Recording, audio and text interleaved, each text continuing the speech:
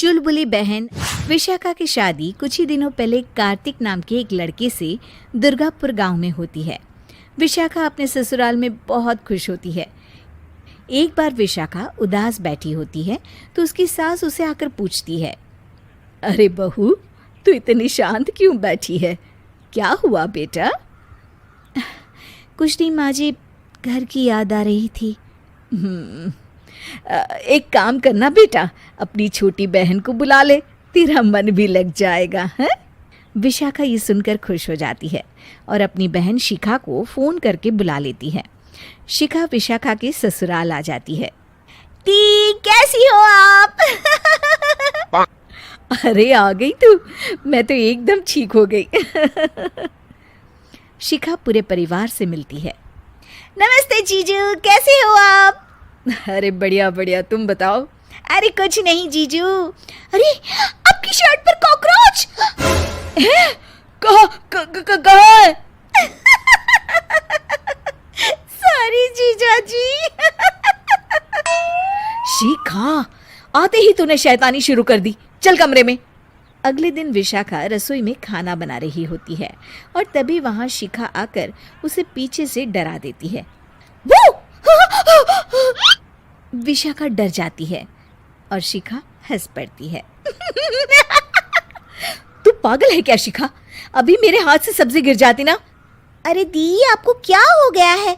शादी से पहले तो कितनी मस्ती करती थी और अब एकदम बोरिंग हो गई है आप। ऐसा कुछ नहीं है शिखा, वो तो शिखा, चूहा कहाँ है? दीदी दीदी दीदी दीदी, मुझे चूहे से बहुत डर लगता है। कहाँ है चूहा? देखा शिखा, मैं कुछ भी नहीं भूली, मस्ती करना भी नहीं। सच में दीदी, आपने तो डरा ही दिया था मुझे।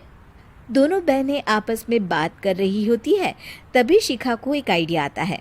दी, क्यों ना आज हम इन सबको डराए? नहीं नहीं शिखा, ये मेरा ससुराल है, यहाँ लोग मजाक में नहीं लेंगे तुम्हारी बात को। अरे दी, तुम भी ना कितना सोचती हो। रात में जब सब सो रहे होते हैं कि अचानक से विशाखा की सास को पायल की आवाज़ सुनाई देती है। वो आंगन में आकर देखती है तो आवाज़ आना बंद हो जाती है। अरे कौन है इतनी रात को?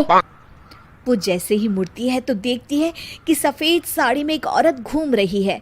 वो डर जाती है और भागकर अपने कमरे में चली जाती है। वो औरत और कोई नहीं पर शिखा होती है। सास को डरा हुआ देख शिखा जोर जोर से हंसने लगती है।